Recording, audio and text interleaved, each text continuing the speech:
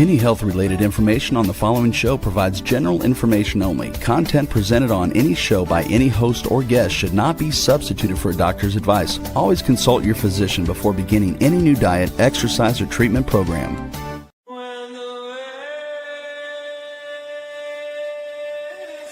For centuries, ancient cultures knew the secrets to longevity, vitality, and healing. Now, modern science is catching up.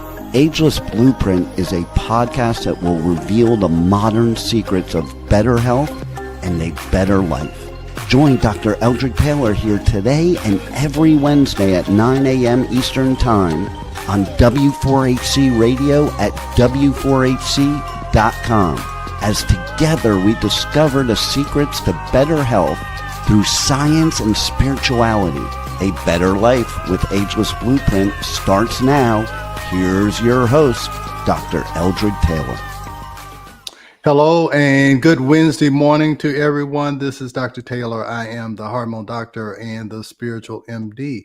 And as always, I'm so excited to do these podcasts on Wednesday because it allows me to convey some information that I think is going to help somebody, and if one person is helped by this podcast, then it's worth the 50 minutes that I sit here and talk to you. So today I'm going to kind of go back to the future. I'm going to kind of give you an idea of how this all started. I realized that on social media that, hey, not everybody has seen every episode of this podcast.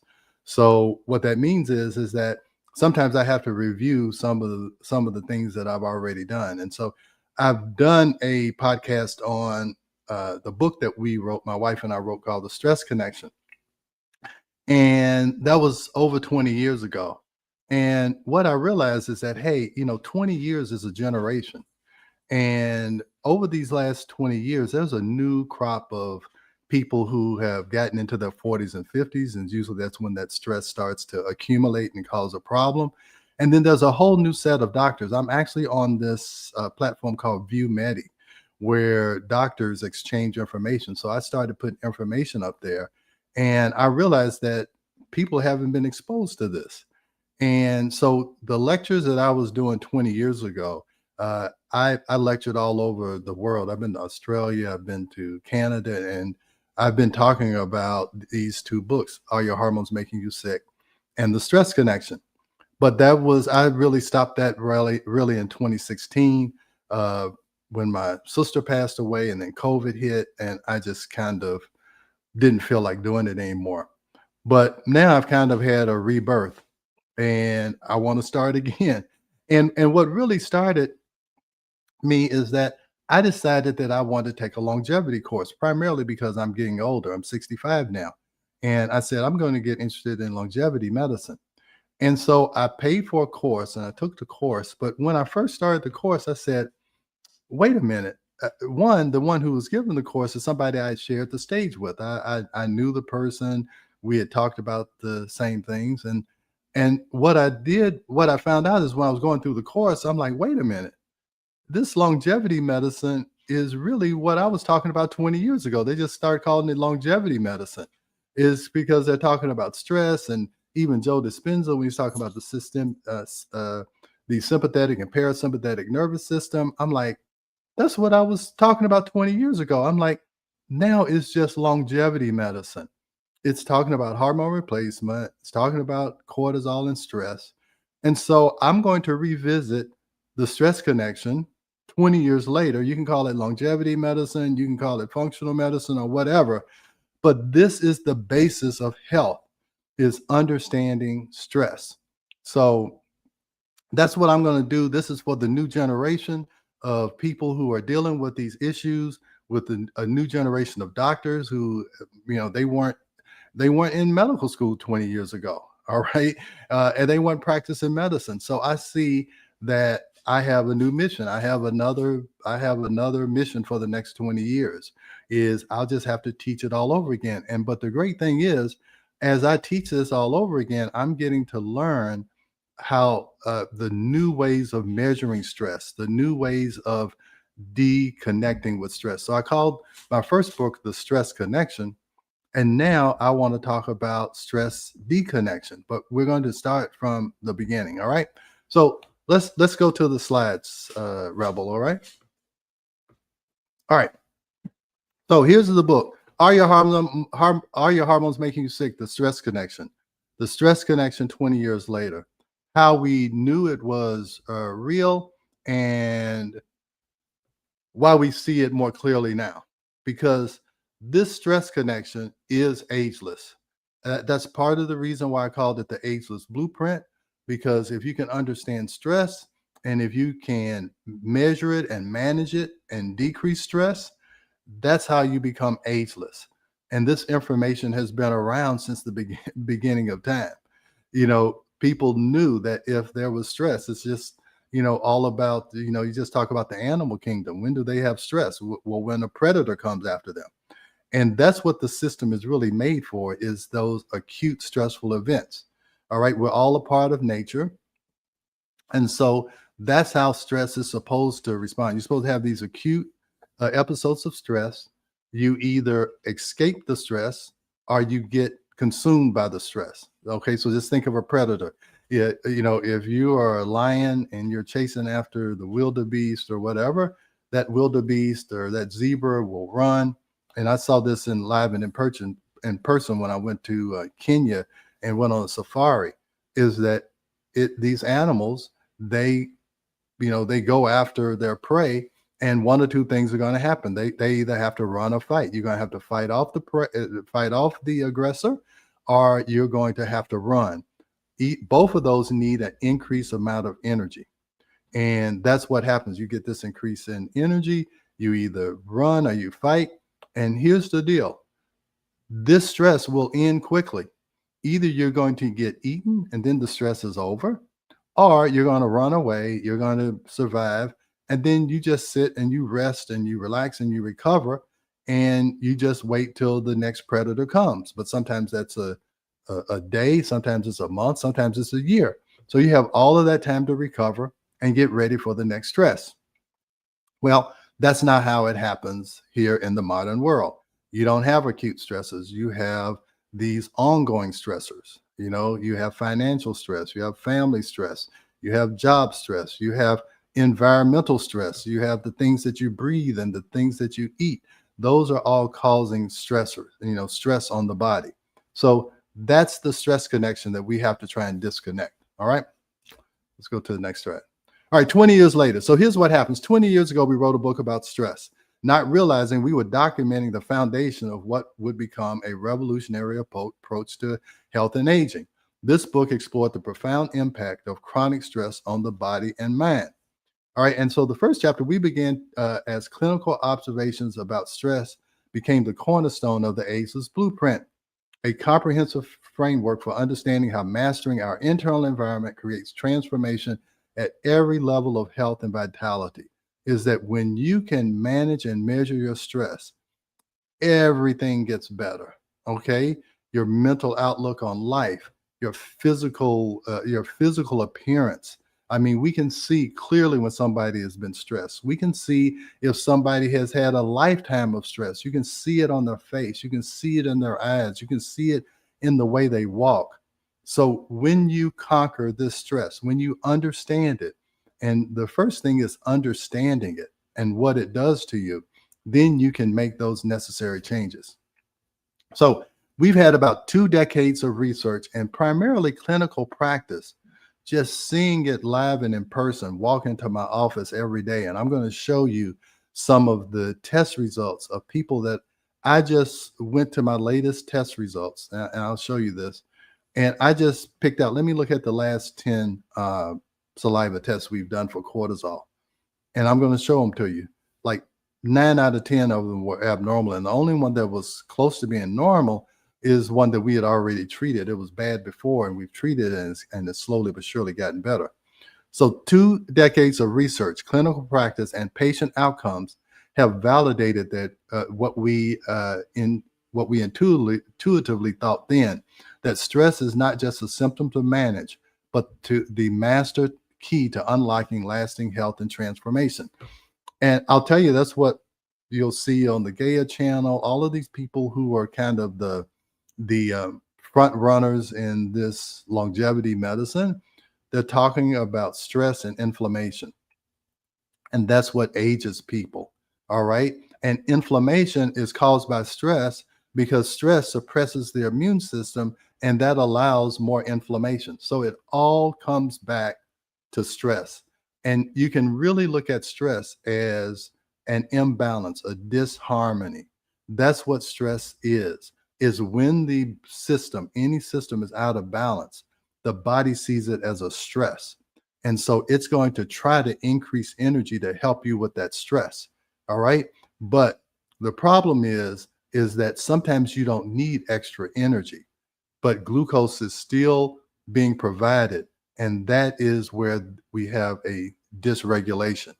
The body is gearing up to run and fight, but you're not running and you're not fighting. So now that disrupts the system. And now this energy has to go other places. All right. All right, so then and now, 2 decades of proof, perspective, and purpose. So we started with the stress connection, and then we evolved into this ageless blueprint. So today, me and my wife, we continue the mission with deeper understanding and more sophisticated tools for transformation.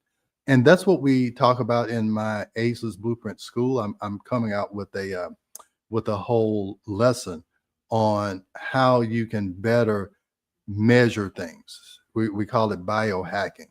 But I had some primitive ways to measure. I won't say it's primitive, but some old ways to measure. And now it's become more digital. It's become more personal. You can self-monitor yourself at home. We used to have to do these tests in the office. Now you can do it in your home. You can have this constant monitoring. People have these Apple Watches and Android devices. And then there's all types of different gadgets that can measure very significant information that it can yield from your body and tell you exactly how you're doing. And we'll talk about a few of these, but I would encourage you, join my school group. I have all kinds of information there that I want to share with you. And the reason why I do this podcast is to try and get you into a deeper learning atmosphere where we can communicate more often. We can dive deep into different subjects. I have workbooks there with videos there. We have question and answer. I have a live question and answer every Tuesday night. And I would love for you to join us there. So that's what we've evolved into, where I was just office based. And now I can really expand my reach to more and more people, thanks to podcasts and social media and Instagram.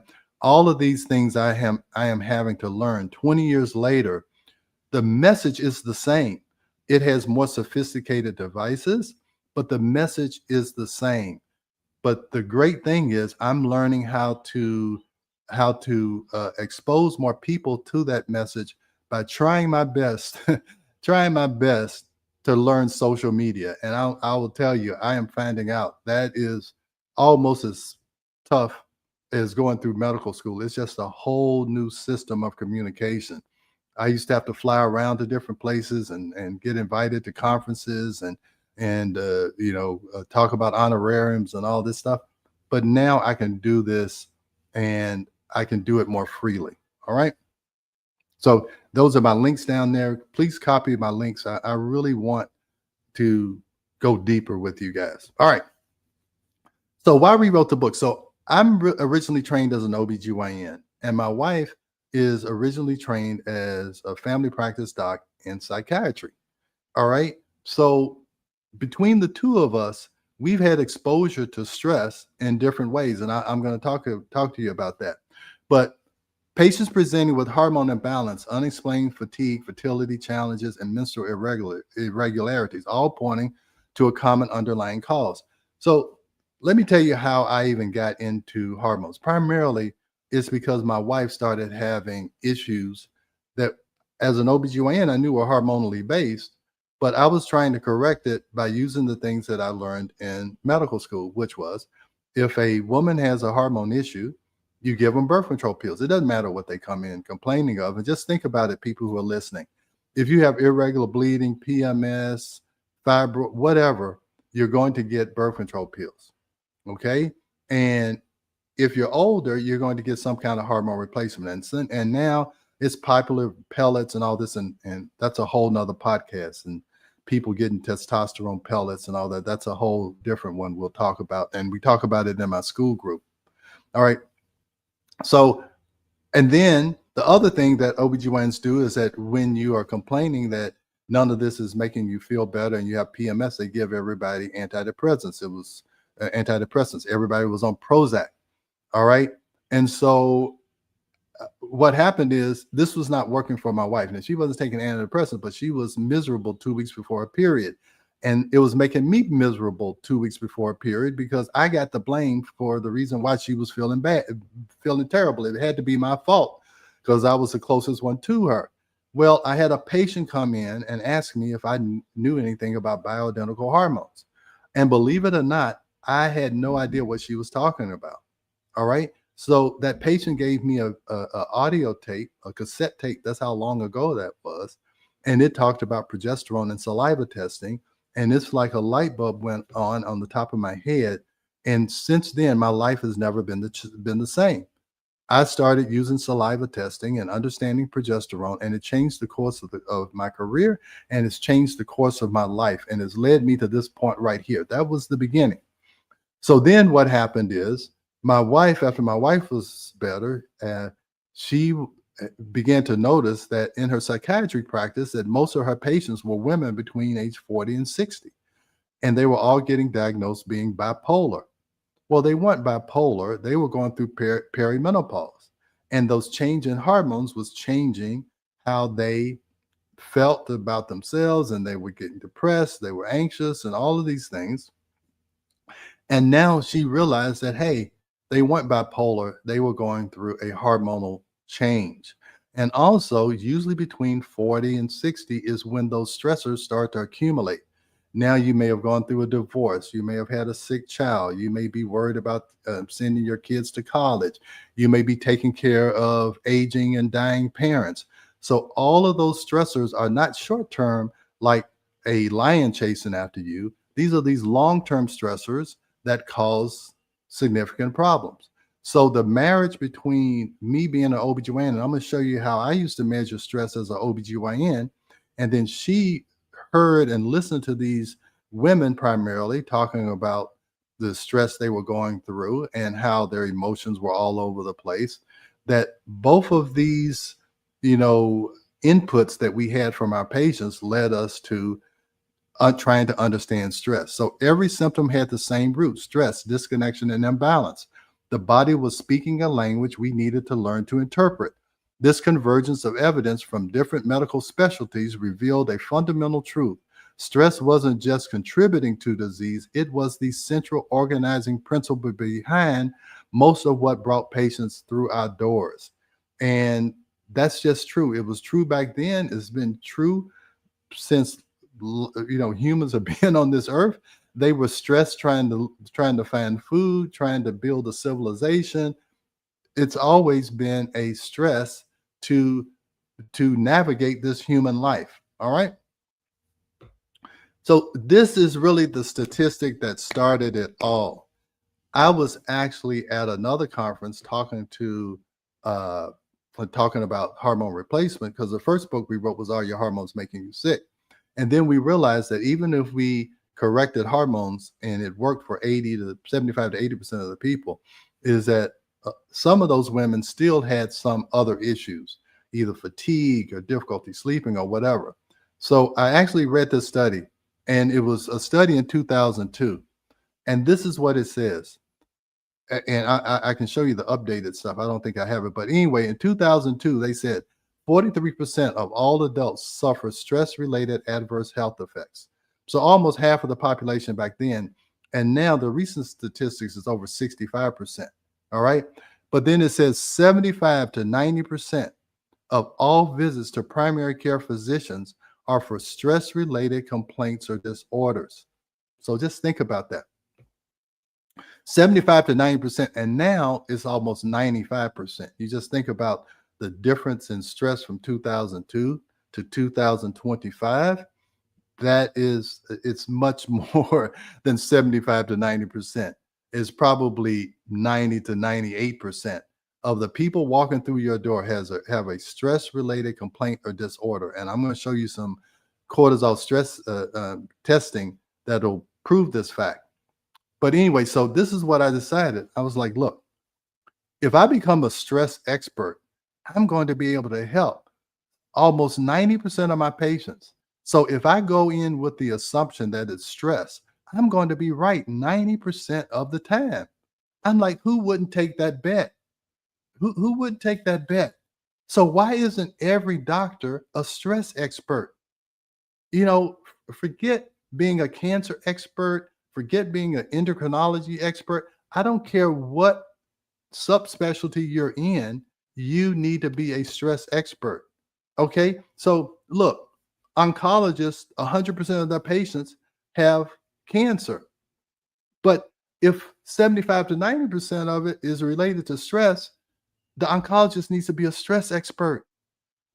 The family practice doc needs to be a stress expert.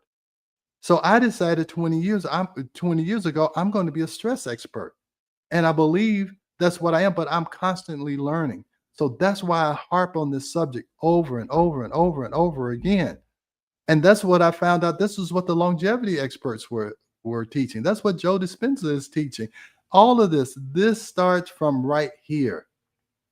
Okay. So stress has been linked to all the leading causes of death: cardiovascular disease, cancer, lung ailments, accidents, cirrhosis, and suicide. An estimated 1 million workers are absent each day with stress-related complaints. So it's decreasing our productivity. And now we got this government shutdown, and all these people are getting laid off, and nobody's getting paid. The soldiers aren't getting paid. So there's stress all the time. So stress is responsible for more than 25 billion workdays lost annually because of absenteeism. This is in 2002. The updated statistics show all of this going up by 20 or 30%. So this is why I said I'm almost every lecture, I'm going to go back to stress and how important it is for us to recognize it, to be able to manage it, to be able to disconnect from this constant bombardment of stress and how it affects every organ system in our body. That's what we wrote about in the stress connection. And we showed how it affects every organ system in your body, from your brain to your toes. It affects everything. So, hey, Rebel, am I making myself clear enough here? I don't know, Doc. You're stressing me out. I'm just joking. I know it is, but that is the issue. All right, so let me tell you how this came apart. So how this came to fruition to me. So I started understanding stress. I started reading about stress, 20 years ago or so, and then I'm like, wait a minute. I know I've already done this. If anybody has had a baby, they know about this fetal heart rate tracing strip. Okay. I used to look at this ad nauseum when I was on labor and delivery. And this told me if the baby was stressed or not. Okay. So I'm looking at stress in utero, and that's how we make decisions on who needed a C-section and who didn't, based on how stressful was the environment that the baby was in during labor. So let me show you this. So what is looking at is called heart rate variability. All right. So what we will look, this was a fetal heart rate variability. So here's what happens. When you are under stress, remember when the lion is chasing you, this is a contraction. All right. This right here is contraction. So this is the pressure that the uterus is putting on the baby, trying to squeeze the baby out. This contraction. So when you're under stress and something's chasing you, what happens? Your heart rate goes up. All right. So you see how this smooth line. So the heart rate is going up based on this contraction. I know there's a little bit of delay here, but this is what this is a result of. But then after the stress is over, what this is looking at the distance between heartbeats. So if the heartbeat is slower, there's a longer distance between each heartbeat. That means you're parasympathetic. that means that you are recovering, you're resting. They're recovering from this stress here, this contraction. So you get this, and now you get this recovery. That means that the heart rate is varying. That means there's some sympathetic activity, some parasympathetic activity. Because what's happening is every second, your body is getting a little bit out of balance. Okay, if you eat something, you walk, you stand up, you whatever. All right. Sometimes you need a little extra energy, and then what's supposed to happen, you're supposed to recover from that. So you should have a lot of variability, a lot of sympathetic, a lot of parasympathetic going back and forth. That's how it's supposed to work. All right. So now this is a baby who's going to need a C-section. Let me tell you why. Right here, you don't see a lot of variability. And then what happens is after the stress, the heart rate goes down. That means it's having a hard time trying to recover from the stress. It's not recovering. So if it's not recovering from that stress, if I don't get that baby out in time, that baby's going to have either severe mental deficiencies because it's not getting enough oxygen to the brain, or it can actually die if I don't do a C-section quickly enough. So I've learned how to do emergency C-sections in 10 or 15 minutes because you had to quickly remove them from that environment, or they were going to have long-term problems. All right. So let's look at that example. And let me show you this. This is heart rate variability that you can do in the office. And now you can do it from an Apple Watch. You can do it from all kinds of things. So let's look at this. This is in an adult. So it's the same issue. If you don't remove yourself from a stressful environment, it will cause long-term problems. So this is looking at heart rate variability. Now, the long lines that means it's a long distance between the heart beat. So it's not looking at the heart rate like it's beating 70 times a minute. It's like how far apart are the different heartbeats. The more difference there are, and the longer ones means there's a lot of parasympathetic activity, which is rest and digest. All right. And the short lines is a sympathetic. It means it's trying to correct these small little stressors, small little imbalances that your body is correcting every second. Okay. Now, so here's what you see.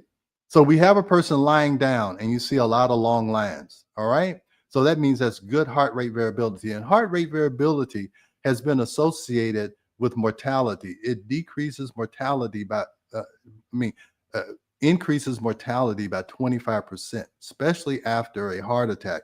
You can look at heart rate variability and you can tell who's going to make it and who's not. So anyway, so here's a person lying down resting. Then we ask them to stand up, which is a stressor. So just like in the fetal heart tracing, the heart rate went up a little bit. What we're measuring here is that this little dip means that the heartbeats got closer together. So that means that the heartbeat sped up because it is responding to a person standing up, which is a temporary stressor because now your blood pressure has to increase so you can get blood to the brain because now you're working against gravity. All right. So standing up is a stressor. So it took a little while for them to adjust, but then they go back into the rest and digest. Now, this is bad right here. This is like a baby needing a C-section.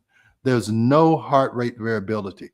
So there's one, the body's not recognizing that there's some dysfunction that needs to be corrected right then. But there's no area for recovery. So this is just chronic stress, not allowing the body to recover and to repair itself. And as long as you're in that state, nothing will get better. It's only going to get worse because now you're not correcting any of those small little dysfunctions. And now you're just in a chronic state of dysfunction. So this is what leads to cancer. It leads to almost any problem that you have is this poor heart rate variability. And this is something that's really important. So I'm 30 minutes in already. So let's take a break and then I'm going to try and finish this up. Okay. We are going to a quick break, so stay with us as we explore the Ageless Blueprint right here on W4HC Radio and Talk 4 TV. An ancient secret with a modern twist for better health and vitality. Dr. Taylor will be right back. Taking care of your health shouldn't mean taking a handful of pills every day. At Taylor MD Formulations, they create doctor-developed supplements that combine the best natural ingredients so you get the results you need with fewer pills. Taylor MD Formulations is backed by science, designed for real life with real results. Less pills, better health, doctor approved. Shop now at TaylorMDFormulations.com and discover smarter supplements for smarter health. That's TaylorMDFormulations.com. We are back for more of Ageless Blueprint. Once again, let's join Dr. Taylor for more insights and research on the ancient secret to better health and a better life in modern times. Here's your host, Dr. Eldred Taylor. All right, we're back. I hope, Rebel, I hope I haven't stressed everybody out. But I just want to show people that this can be the root cause of a lot of your issues. All right. So we're going to talk about this brain-heart coherence. That's more about heart math. So this is different from heart rate variability. And then we're going to also talk about cortisol testing. All right. So any questions yet? Are we still good? We are still good. Okay. All right. So this is when I first started doing cortisol testing. And I've always said that the reason why I married my wife, I think God put me and my wife together because my wife had almost every hormone problem that you can have. So I get to learn from my wife and us working together to try and correct the issues that she was having. So this is my first place. This is my wife. And I couldn't understand why my wife had such a hard time getting up in the morning. And, you know, I would get up. I was in charge of getting the kids to school and making lunches and all that stuff because she had a hard time waking up. And even when she was waking up, she would be tired. And this is after being in private psychiatry practice and family practice for 7 years. And when we had our second child, that's when like everything started to fall apart, kind of. And so anyway, we did her first cortisol test. So let me tell you what this is. All right. So cortisol is your stress hormone. It mobilizes glucose so you have energy for the day. So you should have a steady flow of energy. All right. So just think of this. This is the upper limit of normal. This is the lower limit of normal. So what should happen is you should have some cortisol. It wakes you up in the morning. You have energy. You get through, you know, the early part of your day. You have your most energy. You eat lunch. And then that curve kind of flattens out a little bit. This is around dinner time. You eat, and then cortisol should go down so that you can rest and sleep, and it starts all over the next day. Well, this is someone, my wife, who was under chronic stress, and this is what was her energy profile. All right. So she didn't have the normal amount of energy, okay, when she woke up, and then she was tired most of the day, and she'd sleep, and then she would wake up, and the next day it was the same. All right. So that's one issue. That's one thing that can happen. Now, this is another type. This is a person who's in chronic stress right now. All right. So now she's got a lot of glucose going around and she's anxious all the time because she's in this fight or flight. Now, you can stay there for a while, but sooner or later, you're going to have what we call adrenal fatigue, where your adrenal glands can't keep putting out this much cortisol. It's just like, you know, that zebra or that wildebeest can run only so far. And then eventually it's going to collapse. It just can't keep doing it. And your body is the same way. So these are two kinds of separate situations that you can see. But I'm just going to show you. All right, I told you that's how I first was measuring. So this is a more modern test that I do now. And before this lecture, I just said, let me just look at the last 8 or 9 saliva tests that I've done. This is all during, with saliva. So you do this at home. It's under no stress or anything. And this is a long time curve. So this doesn't change day to day. It takes a long time for your cortisol to get this way, and it takes some time for it to recover. So this is not looking at someone just had a bad day at work and now their cortisol is shot. This is something that evolves over time. So now the green area is normal. All right. All right. And remember, cortisol mobilizes glucose so you have energy during the day. So this is how this is supposed to look. The black line is the patient. This yellow line is borderline high. This is, really high. This is borderline low, and this is really low. This is like burnout. All right. Now I can tell you, I can look at this and I can tell you exactly how a patient feels during the day. So this patient is going to be like my wife. She's going to wake up. She's going to, not have a lot of energy, and she's going to push through the day. And then you see how it starts to go up at night. A lot of times when you see this, a patient will say they wake up at 2 or 3 o'clock in the morning and they can't go back to sleep. And that's because if you follow this line on out, you can see how at 2 or 3 o'clock in the morning, it might be right how it should be when she wakes up. All right. So this person is going to come in and complain of fatigue. She may say she wakes up at 2 or 3 o'clock in the morning, and she's going to say she barely gets through the day. And this is what most people will say, is that they crave some type of carbohydrates. Well, the reason why they crave the carbohydrates is they're trying to fill this energy gap. And the body is smart enough to know that carbohydrates is a quick source of energy. So it makes you stop at Dunkin' Donuts, or it makes you stop at Starbucks, because you are trying to fill this energy gap. The reason why there are lines at Starbucks at 7, 8, 9 o'clock in the morning is because most people have this cortisol pattern. That's the reason why Starbucks is so famous. All right. That's why you need your morning cup of coffee. Now, there's nothing wrong with drinking coffee if you just enjoy the taste of coffee. But if you say, I have to have my cup of coffee to feel normal, I can almost guarantee you've got a cortisol problem. All right. So, and again, this is not something I cherry picked. I just went, I said, let me just look at the last 10 tests that I've done. And this is what they were. So look at this one. This person is even worse off in the morning. She can barely get out of bed. I can tell you that just by looking at this. This is a person who's on her way either down or on her way up. She's in the borderline range right now. This is not the same one. You can see these numbers are not the same. But this is another person who's going to have a hard time getting up out of bed. This is a person who still is going to complain of fatigue and probably have carbohydrate cravings. This is a person that I guarantee you that wakes up at 2 or 3 o'clock in the morning and can't go back to sleep. And if you're like this, if you don't sleep, this curve is just going to keep going down further and further because you're not restoring and repairing yourself during sleep. When a patient comes in and says they can't sleep, that's the first problem I try to solve. And usually it's due to, in a woman, it's either due to low progesterone or a high nighttime cortisol. That's why it's important to do the test that looks at both of these. I have a test that just looks at estrogen, progesterone, and testosterone and DHEA, and then I have this. And I really encourage all my patients to do the more comprehensive test. All right, so this person, I guarantee you, has trouble going to bed, wakes up. So you can see now, or either, I'm not exactly sure who this is, or this is a person who works the night shift.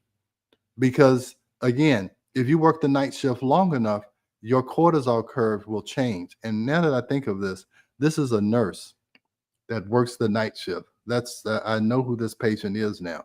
So if this it keeps going on, there's no way that this person is going to have any energy in the morning. And let me tell you this, there's a study that shows that women, especially nurses that work the night shift, they have an increased risk of breast cancer, like more than like 20 or 30%, because at night is when you make melatonin.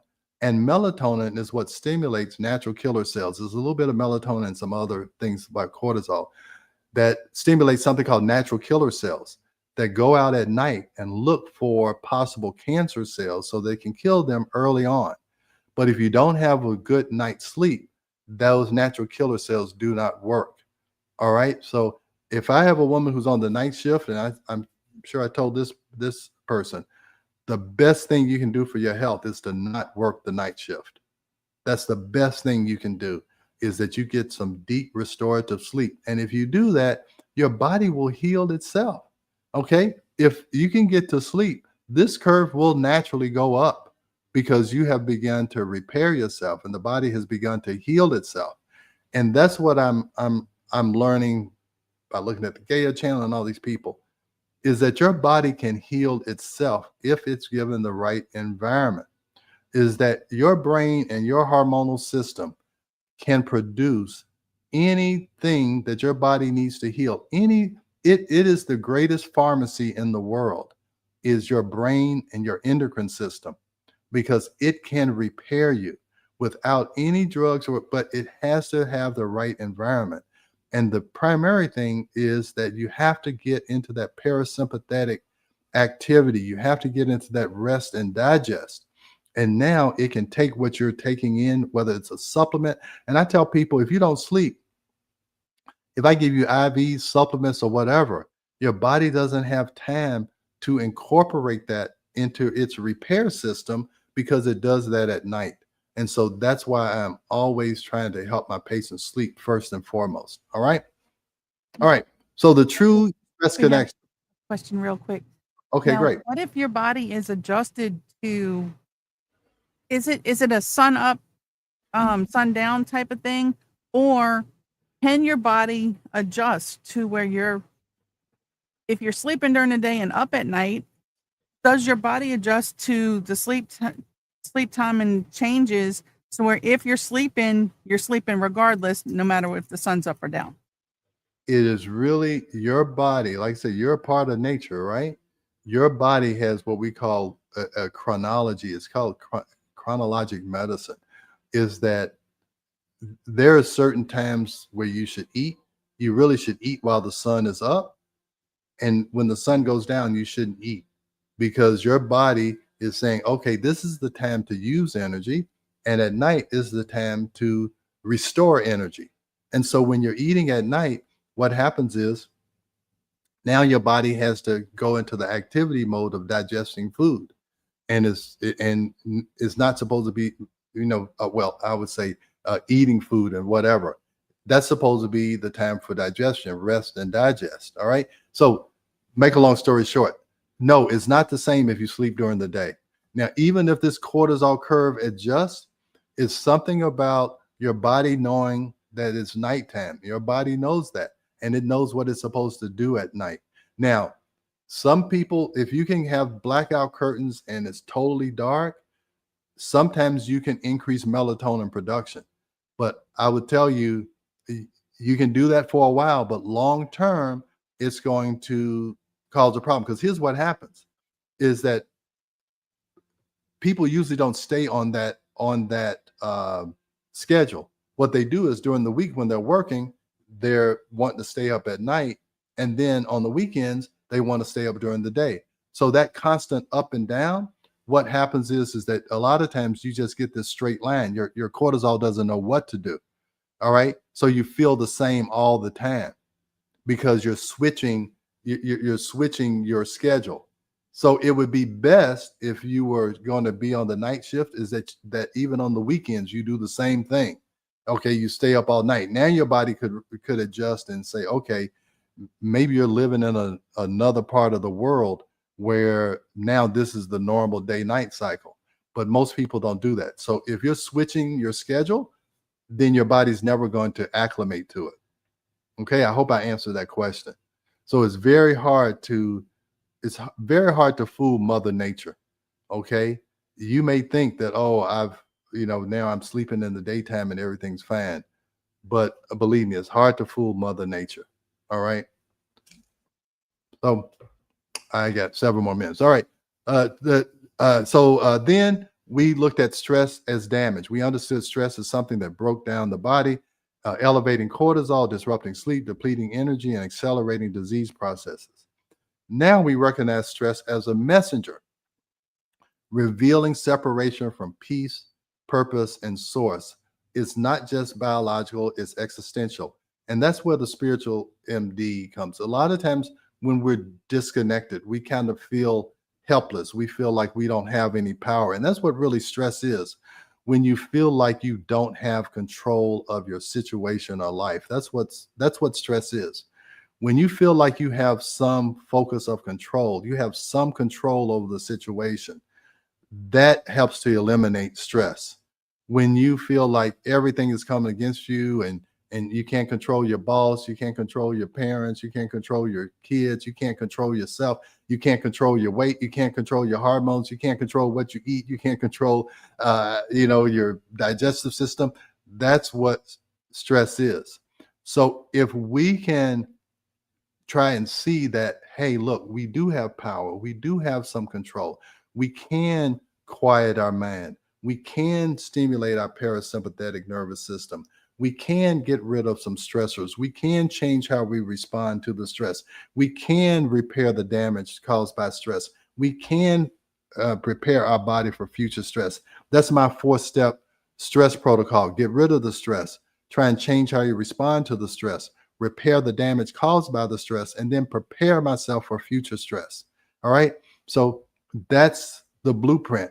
All right. And a lot of that changing how you respond to stress is reconnecting to your peace and purpose and source.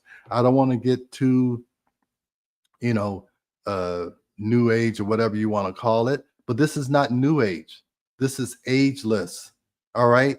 This is how people survived through all of the difficulties over the last hundreds of thousands of years. So what we call stress was really the loss of coherence and integral fragmentation that manifested as symptoms in the body and turbulence in the mind. So stress symptoms emerge from when we lose connection with our essential nature. The body's stress response is actually an alarm system indicating we've drifted from alignment with our authentic self and deeper purpose. All right. So this realization transformed everything. Stress management wasn't enough. We needed stress mastery rooted in reconnection and coherence. And I have a course in my school group called Mindset Mastery. And a lot of people in my school group are just getting to that. I just did a live Q&A last night, and she was talking about, I finally get it. Now that I've gone through this Mindset Mastery, I finally get how I can play a part in correcting the symptoms and the issues that my body has. And it's primarily looking at the mind. We did a podcast called on cancer remission. How it's what is it called? Radical Remission. It's a book called Radical Remission. And she interviewed all of these people who had radical remissions from cancer. And the number one thing is controlling the mind and making sure that they maintain control through this whole cancer process, that they did not relinquish control to an oncologist or to a radiation guy or to anybody, any doctor, that they maintain control. And that decreased the stress, that allowed their immune system to help fight the cancer. And that's how they primarily contributed their remission to, was how they had a change in mindset. So that's why that is so important. And I have this course, Mindset Mastery. So Ageless Blueprint Connection, from stress to mastery to total transformation. The entire Ageless Blueprint was born from the fundamental insight that mastering stress is the key to hormone balance, cellular longevity, and holistic transformation. What began as stress research evolved into a comprehensive framework for optimal human function. So stress mastery, understanding and regulating the stress response through nervous system training and coherence practices. That's why I use that Muse headband. Hormone optimization, restoring natural hormone rhythms and balance as stress coherence improves. So that's why we look at your hormones and we look at cortisol. And that's our initial testing for anybody who comes into our office. Cellular renewal, supporting the body's innate regenerative capacity through reduced oxidative stress. And then conscious connection, cultivating alignment with purpose, peace, and source as the foundation for lasting vitality. So each pillar of the Ageless Blueprint addresses a dimension of stress health connection, creating a synergistic system for transformation that goes beyond symptom management. So that's why I'm encouraging you to go into Ageless. I love that you're on these podcasts, but I would really like for you to join our school where we really do a deep dive, where we can really talk about transformation. Information that you don't use is useless. If you just look at these podcasts and you go about your day and nothing changes, you wasted 50 minutes with me.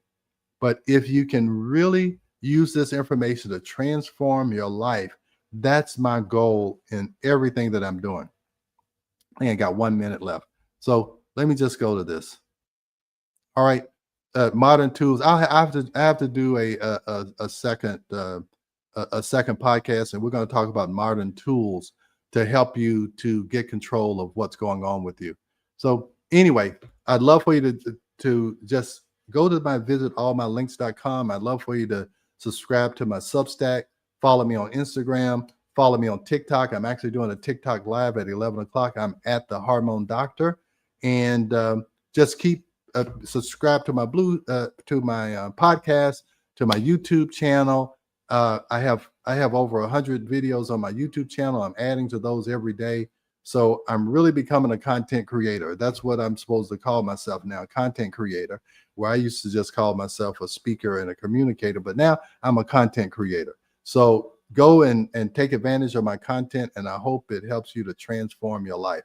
All right. So I don't know if there's any questions, please comment on any of those platforms, and I'll try and answer. Thanks for joining Dr. Taylor today.